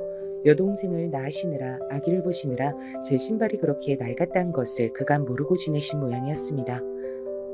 저는 이 신발이 좋아요. 상현이 형이 예전에 저한테 신으라고 물려줬던 거라서요. 다른 신발도 있는데 일부러 이것만 신는 거예요. 예민한 아기를 보는 것에 서툴다고 동네 아주머니들께 지적을 받고 나신 직후에 어머니께서 저 때문에 또 한 번 민망함을 느끼실까봐 저는 마음에도 없는 소리를 줄줄 늘어놓느라 귀가 뜨거워졌습니다. 애절하고도 안쓰러운 눈빛을 어머니께서 저에게 보내셨고 동네 아주머니들께선 그간 잠시 잊고 살았던 집의 얘기를 꺼내기 시작하셨어요. 상현이네가 더럽게 거들먹거리면서 자기네는 인생 살다가 잘못 삐끗해서 이렇게 된 거고 원래 여기서 살아온 우리들하고는 근본이 다른 것처럼 그러더니만 결국엔 이 동네를 떠나긴 했네. 좋은 동네로 이사 가게 됐다면서 뭐 그랬던 것 같던데 사실 여부는 알 길이 없지만 잘난 체를 하고 다녔던 것이 아예 허수인 건 아니었던 모양이야. 그런데 사실 여기 문철이네야말로 상현이네보다 잘 살았던 거 아니야? 그런데 제가 의외의 이야기에 깜짝 놀랐습니다. 저희 집이 더 잘 살았다니 완전히 금시초문이었어요. 너무 놀란 표정이 된 저와 어색하게 웃는 어머니를 번갈아 쳐다보시던 동네 아주머니들께선 연신 어머나 세상에 라고 하시면서 호들갑을 떨기 시작하셨습니다. 그러시더니 오지랖을 피우시며 제가 몰랐던 얘기를 꺼내주시더군요. 문철이 너는 모르는 모양인데 너는 원래 여기서 안 태어났어. 네? 아닌데요? 저는 여기서 태어났는데? 그게 무슨 소리야. 여기 이 집은 원래가 80, 90 먹은 노인네 둘이서 살다가 한 분은 세상 뜨시고 다른 한 분은 멀리 땅끝 마을인가 하는 곳에서 사는 자식이 와서 모시고 가는 바람에 비게 된 집이었어. 그러다가 갓난쟁이인 너를 데리고 네 아버지 어머니가 어느 날 호련히도 나타나서 이 집에 자리를 잡은 것이었지. 그때 온 동네 사람들이 신기해서 며칠을 구경을 오고 그랬어. 왜냐면 딱 봐도 기운이 달랐거든. 어쩐 일인지 모르겠으나 갑자기 신세 망쳐서 이 동네까지 기어들어온 게 분명했어. 그걸 다 똑같이 느꼈던 거야. 아이고 이 사람아, 신세를 망쳤다고 표현을 하면 원래부터 여기 살아왔던 우린 뭐 팔자가 망한 신세란 거야? 동네 아주머니들끼리 옥신각신하기 시작했는데 저는 멍한 얼굴로 어머니만 쳐다보고 있었습니다. 저희 집에 대체 무슨 사정이 있었는가 궁금해졌어요. 동네 아주머니들께서 떠나가신 이후 어머니께 여쭤봤으나 아버지가 귀가하시면 알려주겠다고만 답하실 뿐이었습니다. 밤이 되어서야 좁은 오르막길만 가득한 귀갓길을 지나오신 아버지께선 늦은 식사를 하시는 동안 어머니와 단둘이 조용한 대화를 나누셨고 저는 잠든 여동생이 깨지 않도록 옆에서 지키는 역할을 하고 있었습니다. 잠시 후 저는 숨소리도 내지 않았건만 기어이 깨어나고만 여동생이 울음을 터뜨렸는데 그러자마자 아버지께서 다가오셔서 품에 안아드셨어요. 품에 여동생을 안고 달래신 뒤에 아버지께서는 저를 향해 옛날 얘기를 해주셨습니다. 별건 아니었어요. 그냥 억울한 사연이었습니다. 저는 친가가 없는 줄 알았는데 있었다는 게 놀라운 따름이었죠. 심지어는 꽤 넉넉하게 사는 집안이었다고 했습니다. 친할아버지께서 지병으로 돌아가신 이후 상심이 크셨던 친할머니께서도 언제부터인가 알아누우셨는데 그러면서 큰아버지께서 돈 욕심을 부리셨던 거예요. 집안의 돈으로 무리하게 이런저런 곳을 찔러보셨고 하나의 소득도 없이 모두 돈만 날리셨다고 합니다. 거기에 그치지 않고 아버지에게 빚까지 안기셨어요. 큰아버지의 동생이란 이유만으로 아버지께선 억울하게 빚이 생기셨고 집안이 그 꼴이 된 것에 충격을 받으신 친할머니께선 돌아가셨습니다. 여담이지만 제 이름은 할머니께서 지으신 것이라고 하셨어요. 외가는 원체 가난했는데 그래도 다들 없는 형편에도 돈을 십시일반 모아서 어머니에게 보내주었다고 합니다. 그것을 보고 부모님께선 눈물을 흘리시며 죽지 말고 살자고 생각하신 뒤 새로운 삶의 터전을 찾아 어린 저를 안으신 채 이 동네까지 흘러 들어오신 것이었죠. 그 얘기를 듣고 저는 많은 생각이 들었습니다. 돈이라는 것은 무섭다는 생각이 들었고 상현이 형이 저에게 주고 갔으나 아직 아까워서 쓰지 못한 새 연필을 자꾸만 빤히 쳐다보게 됐습니다. 집안의 비화를 알게 된 저를 향해 어떤 동네 아주머니께서 이런 것도 알려주셨거든요. 여기 온 동네를 뒤져봐도 네 아버지처럼 대학 나온 사람은 하나도 없어. 제 아버지께선 무려 대학을 나오신 분이었던 거예요. 저는 어쩐지 그 사실을 알기 이전으론 돌아갈 수가 없어서 조금은 기운이 차분하게 정돈된 아이가 되었던 것 같습니다. 동네 어른들께서도 저를 보며 애가 어느새 의젓해 보인다고 하셨으니까요. 어렸던 주제에 머릿속이 복잡하고 왠지 모르게 심란해서 그랬나 봅니다. 제 속마음을 모르는 사람들은 제가 여동생이 생겨서 오빠가 됐기 때문에 일찍 철이 들어버린 것이라고만 생각했지만요. 여동생을 보살펴주고 위하는 그런 오빠로 제가 살아볼 기회는 없었습니다. 제가 9살이 되던 봄날이었어요. 외가 식구들 모임에 부모님이 참석하시고자 길을 나서셨습니다. 그 시골까지 먼 여정이었지만 어머니의 얼굴엔 싱글벙글 웃음꽃이 이미 만개한 상태였어요. 어린 여동생은 아버지께 대롱대롱 매달린 채였고 저는 그 전날 밤부터 열이 나고 콧물이 흘러서 함께하지 못한 채 그 모습을 지켜보며 배웅만 해야 했습니다. 저도 당연히 같이 가고 싶었지만 단호하게 이웃집에 맡겨졌어요. 억지를 부려본다면 함께 갈 수 있을 것 같다는 생각이 들긴 했으나 이웃집의 누나하고 형이 저에게 밤이 되면 무서운 얘기를 잔뜩 해준다고 했기에 이쪽도 재밌을 것 같아서 얌전히 부모님과 여동생을 배웅했습니다. 제가 본 아버지와 여동생의 마지막 모습이었습니다. 외가 식구들이 다 모였을 때 큰 차를 타고서 유명한 식당으로 이동을 했다는데 그때 하필이면 대형 교통사고가 나고 말았던 겁니다. 외할머니께선 현장에서 숨을 거두셨고 모두가 중상을 입은 채로 병원에 옮겨졌어요.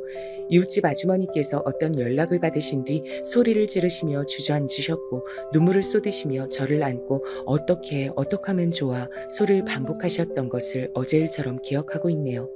동네 어른들 세 분과 함께 제가 먼 곳의 병원에 도착했을 때엔 이미 아버지께서 돌아가신 뒤였습니다.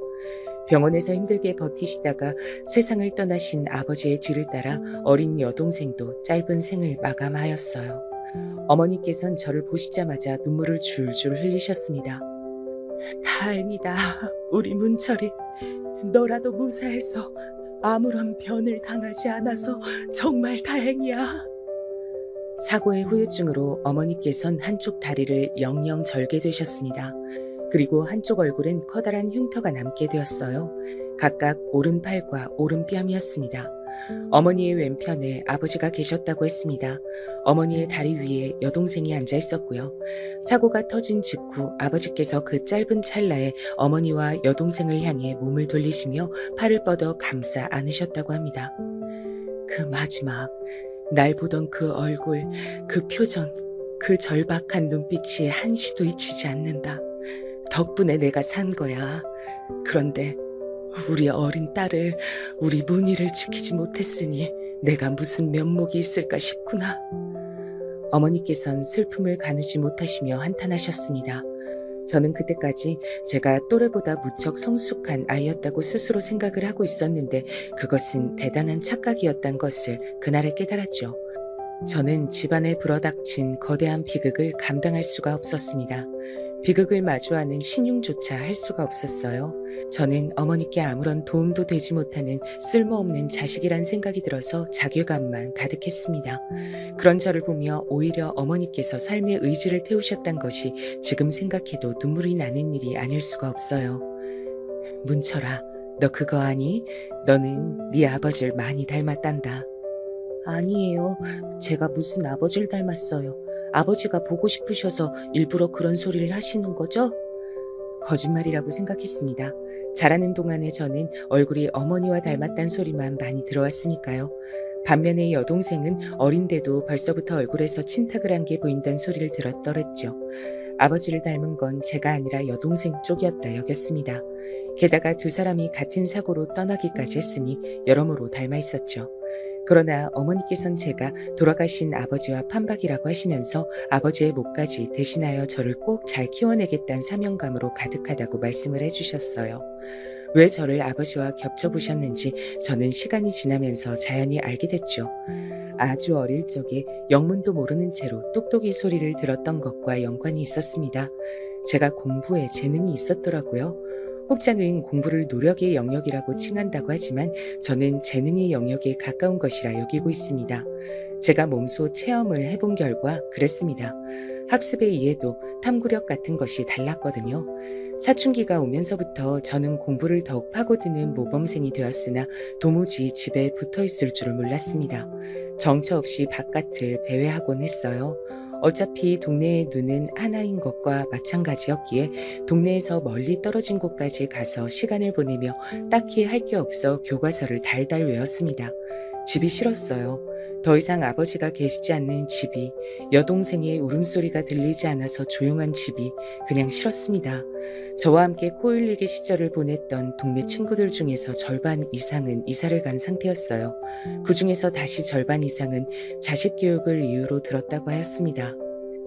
다른 것보다 자식이 공부 잘해서 대학 잘 가고 직장 잘 잡고 이런 게 가장 이상적이니까 다들 욕심 부려서 달라진 인생 꿈꾸며 무리를 해가면서까지 이 동네 떠난 것이겠지.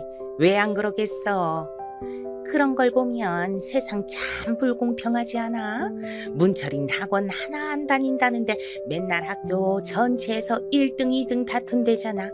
그러다가 고등학교 올라가서도 그만큼 공부 잘하면 그땐 정말 끝나는 거지. 대학도 골라가겠어. 남들은 좋은 동네 이사가고 학원이다 과외다 뭐다 하면서 자식한테 공부시키는데 문철인 그런 거 없이도 잘 해내니 불공평한 세상 맞지? 법도 불공평하겠다. 사고가 그렇게 크게 나서 집안이 쑥대밭이 됐는데 공부 좀 잘한다는 사실이 뭐가 그리 대수겠어. 문철이네처럼 불쌍한 집도 대한민국에 또 없을 거야. 동네 아주머니들끼리 모여서 쑥덕거리시길래 저는 앞을 지나갈 용기가 없어서 전봇대 뒤에 몸을 숨기고 한참을 가만히 있었습니다. 어느 아주머니의 말씀에 공감이 됐어요. 제가 공부를 잘한다는 게 뭐가 그리 대단한 사실인가요? 아버지, 여동생, 그리고 외가 식구들까지 억울하고 허무하게 세상을 떠났는데 제가 공부를 잘한다는 게 대체 무슨 소용인가 싶었습니다. 그래도 멈추지 않고 공부를 더 열심히 해야겠지. 다음번 시험 대비는 더 열심히 해야겠지. 공부 말곤 할 수 있는 게 떠오르지도 않고 내 성적표를 보면 어머니가 행복해 하시니까. 저는 어머니와 있는 것이 불편하고 어색한 불효자식이었습니다. 어머니와 대화를 길게 하는 것 자체가 불편했고 하기 싫었어요. 어머니의 얼굴에 진 흉터를 볼 때마다 숨이 막히는 기분이 들었고 절뚝거리며 걸어다니시는 모습을 볼 때마다 차라리 눈을 감고만 싶었습니다. 어머니의 존재가 실은 철부지 사춘기 소년이었으나 동시에 유일한 제 가족인 어머니를 사랑하고 있었고 필요로 하고 있었습니다. 그 심정을 표현할 유일한 길이 제 성적표였던 거예요. 어머니를 웃게 하는 것이었고 대학까지 나오신 아버지를 떠오르게 만드는 것이었고 저희 모자의 밝은 미래를 기대하게 하는 것, 그것이 바로 제 성적표였습니다. 그러니까 저는 결코 성적표에 어설픈 숫자를 남길 수가 없었습니다. 제가 공부에 재능이 있다고 여기게 된 것은 고등학교에 올라간 이후부터였죠. 야, 이문철, 네 엄마 빨간 마스크 괴물이라면서? 당시에 유행처럼 돌던 빨간 마스크 귀담을 얼굴에 흉터를 지니신 제 어머니의 모습에 빗댄 아주 저급한 녀석이 반에 있었습니다. 그 녀석은 소위 있는 집안의 자식이었어요. 외투도 가방도 신발도 심지어는 학용품까지 모든 브랜드였으며 고급이었습니다. 가난한 동네에서 얼굴에 흉터를 달고 다리를 절고 다니는 모친과 단둘이 사는 저 같은 게 본인과 같은 고등학교에 진학을 했다는 것을 용납하지 못하는 녀석이기도 했습니다. 제 욕을 뒤에서 많이 했던 것을 저는 입학 직후부터 알고 있었으나 상대하지 않았어요. 그러나 제 앞에서 어머니의 욕을 하는 것만큼은 참을 수가 없었습니다. 나한테 질까봐 벌써부터 겁이 무척 나나 보다. 그래서 벌써 이렇게 난리를 치는구나. 되게 안쓰럽고 불쌍하네. 뭐야? 불쌍? 이게 미쳤나? 누가 누구더러 불쌍하대. 불우이웃 주제에 내가 너한테 왜 져? 뭘 져? 시험. 나한테 성적 무참하게 처발릴까봐 그게 무섭고 겁나서 이러는 거잖아. 저는 일부러 그런 식으로 그 녀석을 도발했어요. 그러자 그 녀석이 눈을 부라리며 절대 아니라고 단언했습니다. 자기가 저 같은 가난뱅이에게 질 일은 죽었다 깨어나도 없을 거라고 했었죠. 그러면서 제가 주먹으로 꽉 쥐고 있었던 연필을 보며 그게 바로 제 수준이라고 했습니다. 유치한 문양마저 반쯤 벗겨진 그 연필은 바로 제가 어릴 적에 이웃 상현이 형한테서 공부를 해보라는 덕담 아닌 덕담과 함께 받았던 것이었습니다. 가만히 모셔만 놨다가 고등학교에 진학한 뒤에 쓰기 시작했었죠. 저는 그 연필 끝으로 그 녀석을 가리키며 어디 한번 제대로 붙어보자고 선언했고 전교에 그 이야기가 퍼져나갔습니다. 선생님들 또한 다 알고 계셨고요. 배경이라고 할 게 없는 저와 있는 집 자식이었던 그 녀석의 위치는 아주 판이하게 달랐습니다. 선생님들께선 그 녀석에게 친절하셨죠. 내 편은 하나도 없고 그 녀석이 뭐든지 유리하다. 도대체 내가 홧김에 무슨 짓을 저지른 걸까 싶은데 정말 이상한 건 질 것 같은 기분이 안 들어. 선생님들마저도 절 인정하시지 않을 수가 없었어요. 왜냐면 전 그 이후에 시작된 시험에서 전교 3등을 했기 때문입니다. 그 녀석은 아마 전교 20등 언저리였던 것으로 기억을 합니다. 학교가 들썩였어요. 속으로 제 편을 들고 있었던 친구들은 선생님들께서 그 녀석을 더 좋아하시니까 조작이 있었을 수도 있다고 하면서 실제 격차는 더 크게 제가 이겼을 게 뻔하다는 얘기까지 하고 다녔습니다. 제가 이겼지만 그 녀석은 저에게 저질렀던 무례를 사과하지 않았습니다. 그리고 저는 그걸 따지지 않았고요. 오히려 그렇게 함으로써 제가 완승을 하게 되었다는 걸 스스로 알고 있었습니다. 제가 공부에 재능이 있다는 것을 확실하게 깨달았고 대범하게 승부수를 띄우는 기질이 있다는 것도 알게 된 계기였습니다. 어쩌면 내가 정말로 훌륭한 사람이란 게 될지도 모를 일이야. 그런 생각을 하고 난 이후로 저는 집에 가는 길에 일부러 아파트 쪽을 쳐다봤습니다. 우뚝 선 아파트들은 깊어진 밤중에도 집집마다 불이 켜진 채 그것으로 야경이란 걸 만들어내고 있었습니다. 멋지더군요. 그런 걸 눈에 담은 채로 집으로 향하는 좁은 오르막길을 걸으면 여러 가지 생각이 들었습니다. 어릴 땐 미처 고려하지 못했던 돌아가신 아버지께서 고단한 몸을 이끌고 이 길을 항상 밤마다 오르실 때 어떤 생각이 들었을지 그게 짐작이 가면서 마음이 아팠던 것 같아요. 인생이 생각한 대로 흘러가지 않아 괴롭다고 여기셨을 듯 싶습니다. 그러면서도 아내와 자식들 생각에 무거운 다리를 기꺼이 움직일 수 있다고 그렇게 여기셨을 뿐이셨어요. 아버지처럼 저도 대학을 나와서 좋은 직장에 들어가서 어머니께 효도해야겠다는 굳은 결심을 저는 다행히도 지킬 수 있었습니다. 우리나라에서 내노라 하는 명문대학교에 당당하게 합격했고 저는 어머니와 얼싸안고 울었습니다. 그간 수고 많았다. 고생 많았다 우리 아들. 문철아 정말 잘했다. 어머니가 고생하셨죠. 저는 공부밖에 한 게 없어요. 제가 공부 외에 걱정 없이 학교를 다닐 수 있었던 건 어머니가 묵묵하게 뒤에 계셔 주셨기 때문이란 걸 제가 알아요. 그동안 표현하지 못해서 죄송해요. 제가 못난 자식이었어요.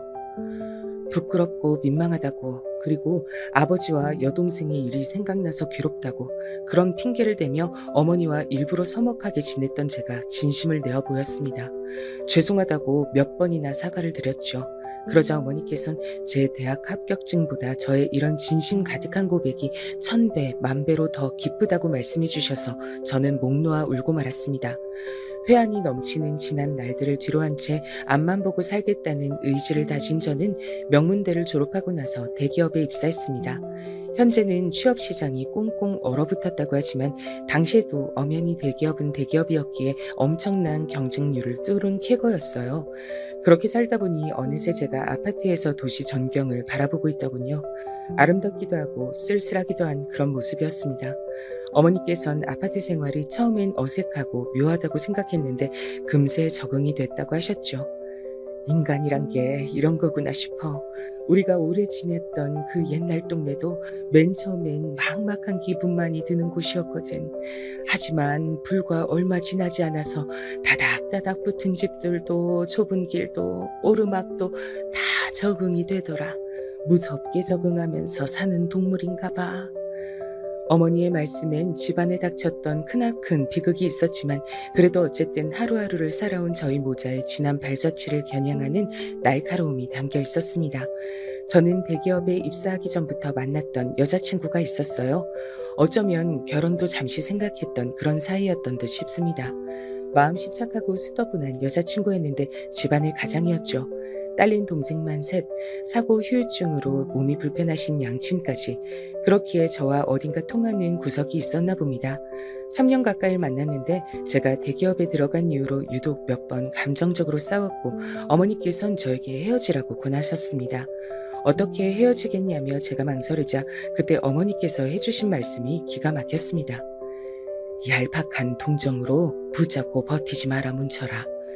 너는 그 아가씨의 처지, 인생을 동정하며 네가 낫다고 스스로 그렇게 여기는 거 아니니? 그건 사랑이 아니야. 사랑이라 하더라도 병이 든 사랑이야. 그런 건 끝내야 돼. 지금까지도 그 가르침이 잊혀지지가 않네요. 반박이 안 됐어요. 제가 그런 심정을 밝히며 이별을 구하자 여자친구도 반박할 거리를 찾지 못한 얼굴로 수긍을 했던 모습이 기억에 선연합니다. 연애는 웬만하면 하지 말자고 다짐을 했었어요. 어머니를 모시고 사는 것만으로 좋겠습니다. 어머니께선 아무래도 큰 사고를 당하신 분이었기에 몸이 약하셨어요. 충분히 쉬셔야 했을 분이었으나 저 때문에 식당 일을 10년 넘게 하셨습니다. 사람들이 당신을 보면 불편하게 느낀다면서 식당의 가장 안쪽에서 힘들게 일을 하셨었죠. 그러느라 건강을 못 챙기셨어요. 게다가 어머니 외에도 제 일을 챙기느라 바빴습니다. 제가 일 욕심이 있더라고요. 거기에 파묻혀 살았어요. 당시에 부서 전체에 여자 상사는 딱 한 분 계셨는데요. 어느 날 그분의 대학 후배가 회사 근처에 왔던 겁니다. 그런데 마침 외근을 나갔던 길인 저와 딱 마주쳤어요. 그러자 상사께서 저를 아는 체 해주시곤 자신의 후배와 잠시 인사를 시켜주셨습니다. 이런저런 짧은 대화를 나눈 뒤에 저는 제 갈 길을 갔었죠. 그런데 의외의 일이 벌어졌어요. 그 후배라는 사람이 저를 소개받고 싶다면서 간청을 했다는 겁니다. 저는 상사 되시는 분의 뜻을 단칼에 자르기가 어려워서 만나나 보게 됐죠. 저보다 한 살 연하에 꽤 유복한 집안에서 자랐으며 게다가 막내딸이었어요. 부담스러워서 전 고민을 하다가 저의 가정사를 공개해버렸습니다.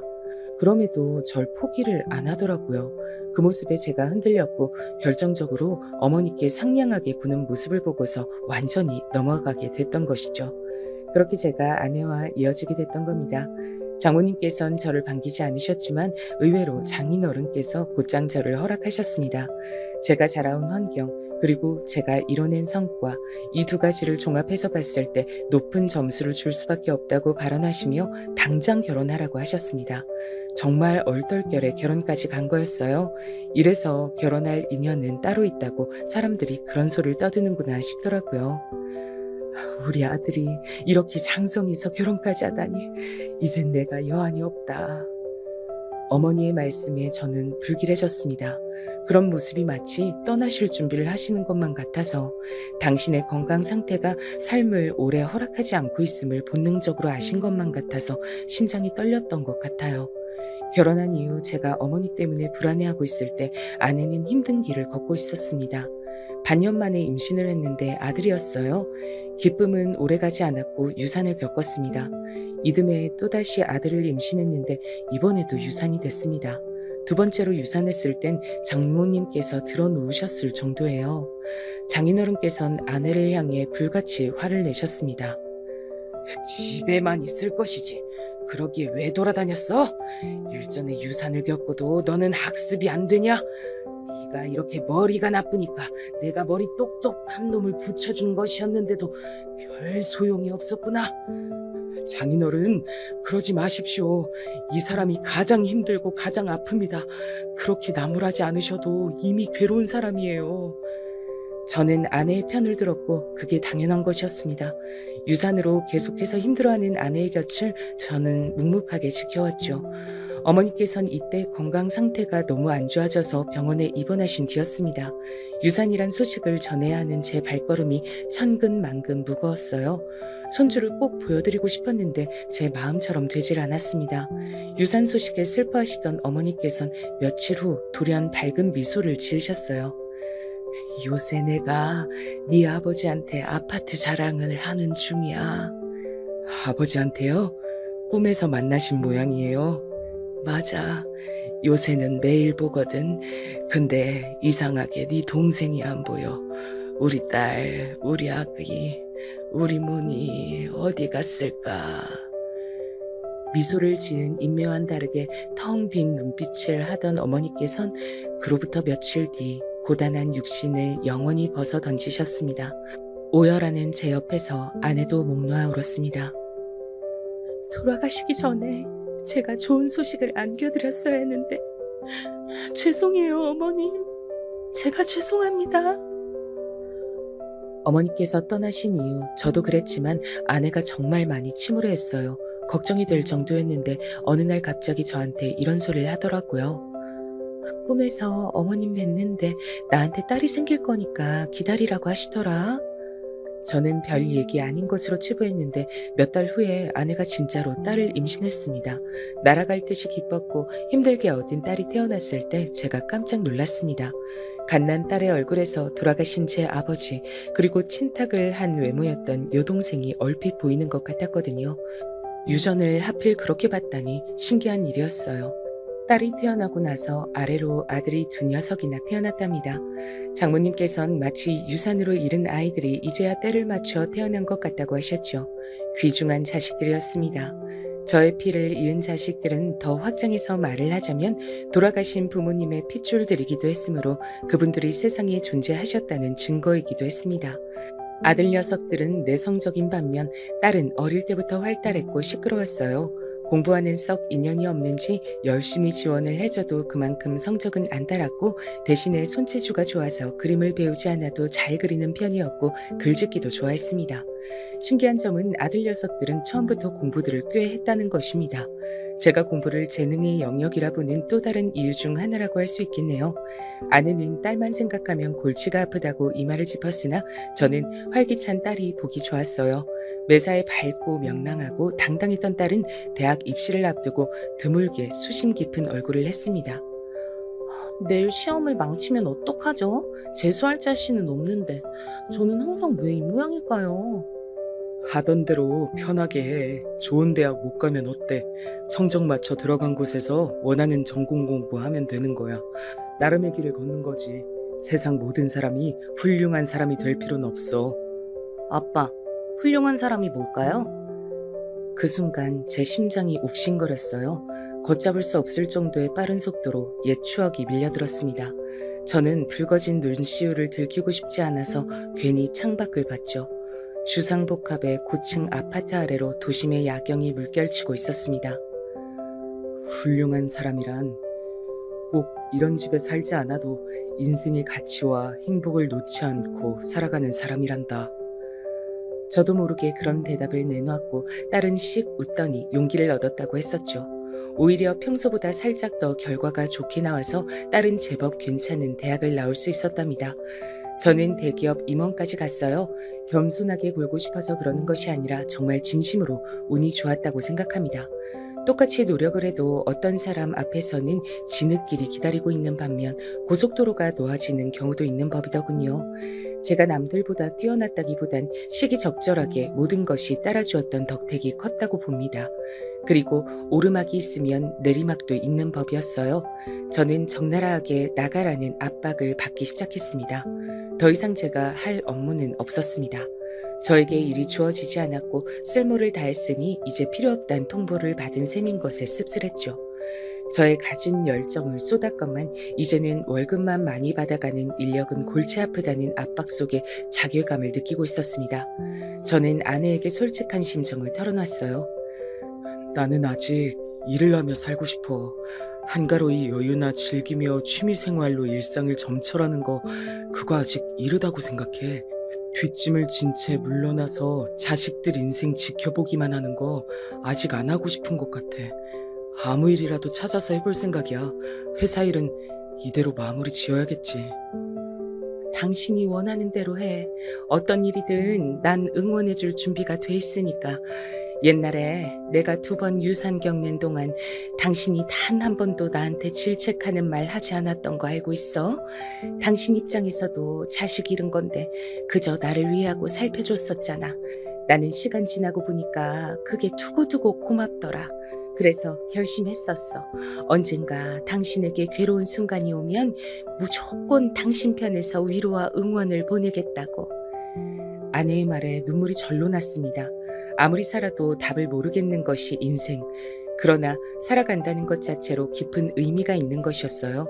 저는 원래 다른 일을 해보려고 했는데 어쩌다 보니 건너 지인을 통해서 간단히 이것 좀 배워서 할 생각 있냐는 소리를 들은 뒤 정수기 설치기사 일을 하게 됐습니다. 제가 원체 그런 쪽으로 기본적인 감이 있었거든요. 새 것이란 무조건 사치로 여겨졌던 동네에서 자란 탓인가 직접 만들고 고치고 하는 것이 익숙했습니다. 배워보니까 할만했고 슬쩍 돌아다니면서 일을 하는 방식도 마음에 들었습니다. 한자리에서만 못 박힌 듯 머물러서 일했던 저의 지난 세월과 다른 일상이었기에 그 점이 만족스러웠던 것 같아요. 제가 새로운 일상을 찾아서 적응하고 있을 때 딸이 결혼하고 싶다는 뜻을 밝혀왔습니다. 그동안 치사하게 여자들끼리 통한다는 것인지 아내하고만 연애 상담을 해왔던 딸이었어요. 의대를 나온 청년과 만나기 시작했다는 것 정도는 알았으나 설마 계속 만나고 있었으며 결혼까지 한다고 할 줄은 몰랐기에 전 깜짝 놀랐었죠. 딸의 활달한 성격이 그 청년에겐 담비였나 봅니다. 그쪽에서 먼저 적극적으로 결혼을 청했더라고요. 아들 녀석들도 저마다 연애를 하고 있었기에 자식을 결혼시키는 것은 근시일 내에 벌어지고야 말 일이었으므로 저는 편한 마음으로 상견례 자리에 앉았던 것 같아요. 하나뿐인 우리 아들놈이 기어이 의사가 되는 것을 볼 수 있어서 제가 얼마나 기쁜지 모릅니다. 대체 어느 집안의 아가씨여야 우리 아들놈 짝으로 성에 찰까 싶었는데 이렇듯 마음에 꼭 드는 집안과 연을 맺게 되다니 제가 아주 감격스럽네요. 바깥 사돈 되실 분께선 호탕하게 구시면서도 저희 집안을 향한 호감을 강하게 드러내고 계셨죠. 제가 대기업에 오래 종사하며 임원직에 있다 물러난 것을 특히나 좋게 보고 계신 듯 싶었습니다. 대한민국에서는 전 국민이 알만한 대기업에서 일하는 것만큼 확실한 신원 보증이 없다고 하시면서 이런저런 이야기를 많이 늘어놓으셨고 제가 대기업에 몸담으면서 겪었던 이모저모의 일을 말씀드리자 무척이나 흥미진진한 눈빛으로 들어주셨습니다. 그분은 서슴없이 상류사회라는 표현도 입에 담으셔서 저를 살짝 놀라게 만드셨어요. 내가 어린 시절 아파트를 바라보면서도 상류사회에 대한 생각은 못 해보았던 것 같은데 철저히 이 나라를, 이 사회를 계급으로 분간하여 생각하시는 분이구나. 묘한 감상이 들었습니다. 어쨌거나 딸만 좋다고 한다면 결혼은 이대로 진행을 하는 것이었죠. 자식들의 의견을 최우선으로 존중해주며 되고 싶은 대로 되고 하고 싶은 대로 하는 인생을 안겨주고 싶다는 것이 오래전부터 제가 품어온 바람이었으니까요. 서로가 좋게 인사를 마친 뒤 불과 며칠 지나지 않았을 때였습니다. 제가 어느 집에 정수기 설치를 하러 가게 된 건데요. 평범한 아파트 집안으로 들어섰던 제가 화들짝 놀랐습니다. 익숙한 얼굴을 봤기 때문입니다. 절 맞아주신 분은 예비 안사돈 되시는 분이었어요. 저를 얼른 못 알아보신 모양이었어요. 제가 상견례 때와는 완전히 딴판인 차림새였고 이것저것 뭔가를 많이 들고 있었으니 시선이 분산됐나 보더라고요. 당황한 저는 아는 척을 하기가 애매해서 일단은 부엌으로 안내를 받았습니다. 정수기 설치 자리를 살피면서 복잡한 머릿속을 안고 있던 바로 그때였어요. 나 등산 마치면 한잔하고 들어올 테니까 저녁은 당신 혼자 먹어. 뭐야, 정수기 새로 설치한다더니 지금 온 거야? 잠깐만. 근데 혹시 그쪽은... 얼굴이 낯이 익은데 설마? 예비 바깥 사돈 되시는 분께서 등산 모임을 가시는 건지 준비를 하고 방에서 나오시다가 저를 딱 발견하신 겁니다. 고개를 든 저와 정면으로 눈이 마주쳤고 저는 멋쩍게 대답을 드렸죠. 아이고 예비 사돈 이렇게 또 뵙습니다. 당신 뭡니까? 이럴 수가. 정수기 설치나 하고 다니는 사람이었어? 대기업 임원 출신인 것만 알았는데 이게 웬 날벼락이야? 이딴 천한 노동질이나 하는 사람이 어떻게 나하고 사돈이 될 수가 있겠어? 대기업 다녔단 것도 알고 보면 다 꾸며낸 거 아니야? 이것은 사기꾼이네? 그분께선 갑자기 크게 흥분하시며 저에게 삿대질을 날리셨고 예비 안사돈께서 일단 진정하시라며 말씀을 하시자 더욱 흥분하시면서 그분은 당신의 아내의 손길을 거세게 뿌리치시기까지 했습니다. 놀란 제가 이러실 것까진 없지 않냐며 다가가서 만류를 하려고 했는데 그 순간 뺨을 맞았어요. 기껏 아들놈을 의사로 만들어놨더니 사기꾼만 꼬이네. 흥분해서 제 뺨까지 치셨던 겁니다. 저는 황당해서 헛웃음이 나왔고 예비 안사돈께서 입모양으로 제발 가시라고 하셔서 별 수 없이 따랐어요. 그리고 저는 일단 아내에게 이런 상황이 있었다고 알렸습니다. 제가 당한 건 당한 것인데 어쨌든 딸의 결혼 문제에 달렸으므로 이걸 어떻게 해야 할지 그 의견을 아내에게 우선 구하고 싶었어요. 아내는 제 얘기를 듣자마자 숨이 막힌 듯한 표정을 짓더니 이내 갈무리를 하면서 딸은 저희 부부의 생각보다 의젓한 장녀이니 알아서 판단하고 결정하도록 선택권을 주는 것이 낫다고 했습니다. 저도 아내의 생각에 동의를 했어요. 맞은 제 뺨보다 저는 이 어이없는 상황 때문에 딸이 혹여라도 상처를 받을까 싶어 그게 신경이 쓰였습니다. 부모 마음이란 게 그렇더라고요. 저는 딸이 그 의사 청년과 어떻게든 결혼을 하고 싶다고 하면 밀어줄 의사까지 있었답니다. 하지만 의외의 상황이 벌어졌어요. 아빠, 엄마, 저 그 집 가서 제대로 파혼 선언하고 왔어요. 뭐? 파혼 선언? 네가 그 집에 다녀온 거야? 네, 아주 웃기는 집구석이에요. 파혼을 해도 이쪽에서 하는 건데 그쪽에서 왜 나댄 건지 모르겠어요. 열받아서 진짜로 파혼을 선언하는 쪽은 이쪽이라는 점을 명시해주고 왔고요. 제가 제일 좋아하는 공식도 지키고 왔어요. 대관절 그게 뭔가 싶었고 왠지 불안한 기분이 들었는데 답을 알고 있는지 옆에서 아내가 경악한 얼굴을 했습니다. 딸은 절 향해 싱긋 웃으면서 말했어요. 은혜는 2배로 갚고 원수는 10배로 갚는다는 공식이요. 저도 곧 아내를 따라서 경악한 표정을 짓고 말았습니다. 세상에나 딸은 제가 겪은 일을 듣고서 퇴근하자마자 예비 사위였던 청년이 있는 병원으로 가서 파혼 선언을 했다고 합니다. 파혼 이유도 곁들였고요.